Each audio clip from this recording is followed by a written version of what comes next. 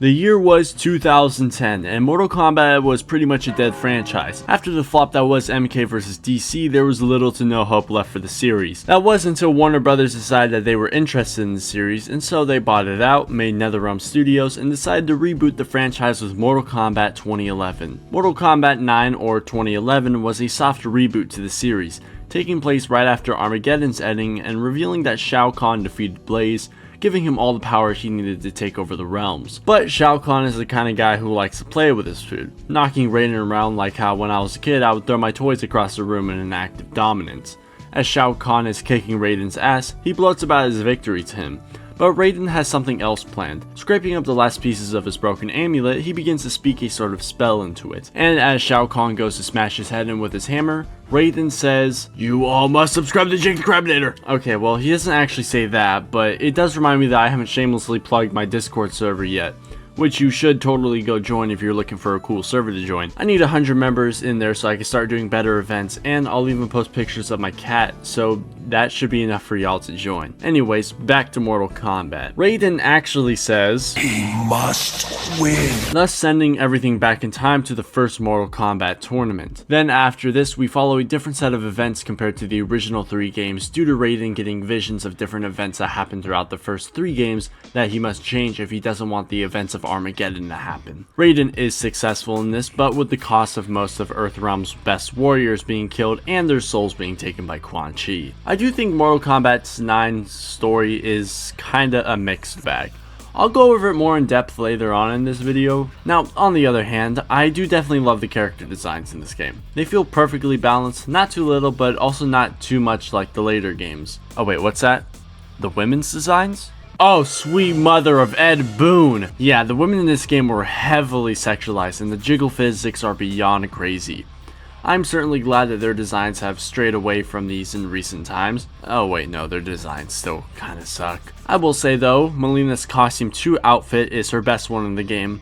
Now, her best one in my opinion is her Armageddon look. Absolutely gorgeous. Anyways, back to the characters. Mortal Kombat 9 had almost every character from the first 3 games, from Scorpion and Sub-Zero all the way to Striker and Nightwolf. NetherRealm Studios also took it up on themselves to give us some extras, such as Cyber Sub-Zero, who was a brand new and original character, basically their own little OC that played it safe. The roster also includes some extras such as Rain, Kenshi, who's actually a 3D era character, but I guess NetherRealm liked him enough to put him here, and also Scarlet. And I'm a huge Scarlet fan. It might just because she's red and that's my favorite color, and she has one of the most badass powers in Mortal Kombat, and also Mortal Kombat 11 did her justice with that design, face model, voice, and just everything about this version of her is great. You hold the power of Edenia. Shao Kahn wouldn't marry a weakling. I'll bleed your power and make him mine. That is disgusting. It's completely uncalled for. Oh, well, maybe not that part, but you still understand, right? Honestly, Striker, Reptile, and Scarlet are probably my favorite characters, and like always, they just get thrown to the side or butchered in every appearance they get. Anyways, Mortal Kombat 9 also started the trend of guest fighters in Mortal Kombat. And for this, we had Freddy Krueger from Nightmare on Elm Street, who was the absolute perfect choice. And also for a PlayStation exclusive, we got Kratos from God of War. Say, I wonder if Xbox players got anything. Nope, they got nothing. Though I think somewhere Ed Boon said it was going to be Marcus Phoenix from Gears of War or Sweet Tooth from Twisted Metal. I don't know though, so don't take my word for that. Each character also got their own variety of outfits and costumes to wear, whether these be versions of themselves from previous games or completely new designs for this game specifically. Mortal Kombat 9 included a 2-player mode which surprisingly has not returned to any future installments. MK1 and their bullshit cameo fighter system, where you and a friend can team up and either fight together or fight against one another while having 2 characters for 1 person at the same time. This was also allowed in the tower mode where you gotta fight a bunch of different matches, while the last one was Shao Kahn. And depending on which character you had beat Shao Kahn with, then you'd get an ending for said character. My favorite is definitely Striker's ending, where he becomes super famous but then Johnny Cage took his spotlight. I'm honestly really glad we got some love for Striker in this game. He's one of my favorite characters because he's literally just some dude with a gun in a game with a bunch of magical psychopaths and monsters and freaky ass creatures. My other favorite character is Reptile, and I won't lie to y'all, they did him so dirty this game. They made him a jobber. This shit makes me so mad, man. Now my third favorite character is Scarlet, and I already explained why I liked her so much earlier, so let's just move on. And honestly, I would totally bang all 3 of them. I mean, I would totally be friends with all 3 of these people. Yeah, totally. Real talk. You gotta be ashamed of yourself. I remember being a kid and playing this game for endless hours in either towers that are on very easy or fighting my brother who for some reason knew every little annoying spam move that he would use on me, and I specifically remember him spamming Striker's gun move, which made me absolutely furious. Though something that didn't make me mad was the Crypt, which in all honesty is the best Crypt in the franchise. To move over MKX and MK11, MK9 has the best one because of just how messed up it is. Having to kill these dudes just to get rewards was pretty messed up. And I can remember one night, real late at night, I had the Crypt open on my PS3 and I was drifting off to sleep on a beanbag, but then BOOM! This terrifying ass monster popped up out of nowhere and jump scared me, which shot me awake and gave me some nightmares.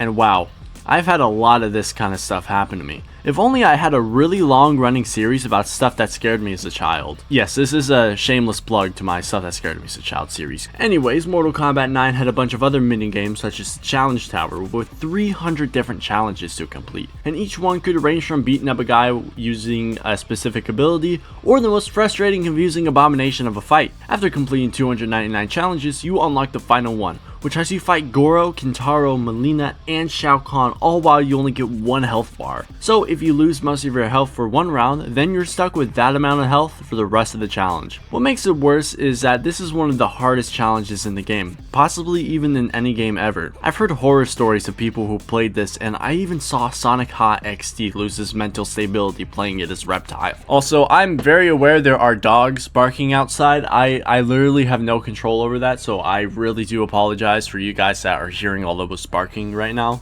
Now, what do you gain from this challenge, you may ask? A costume for Melina, which is just her barely covered in what looks like toilet paper. Is it worth it?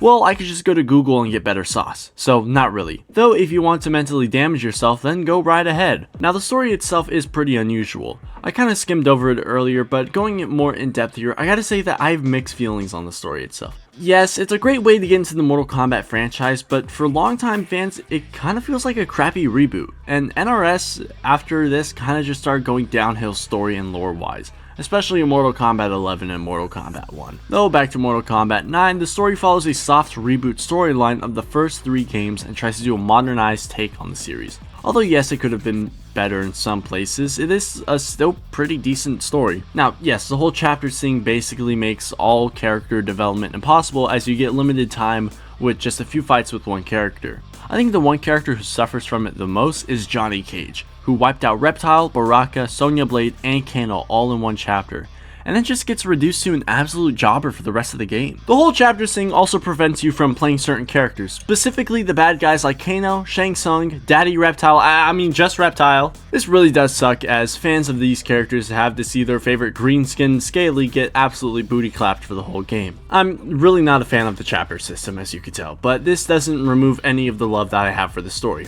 To me, it's kind of like one of those sayings of the face only a mother could love, but replace the mother with a group of Mortal Kombat fans to Mortal Kombat 9. I really do love this game. I do think it's one of the best in the series and deserves all the love it gets, but also the hate for it is justified in my opinion. I remember loving the game as a kid, and I have a lot of nostalgia connected to it. Sometimes I do wish I could go back in time to when I was a kid and play it again, but then I remember all the bad things that happened to me when I was a kid, and I realized that maybe it's better we just leave the past in the past and appreciate the present. Boring! Well, I think that should be all for this video. If you made it this far and haven't liked it yet, then consider dropping a like, comment which Mortal Kombat is your favorite, and subscribe to keep me in the algorithm. And while you're down there, consider joining my Discord server to see pictures of my dogs and my cat. So that should be enough for you to join. And finally, I hope you have a great day or night wherever you are. Bye!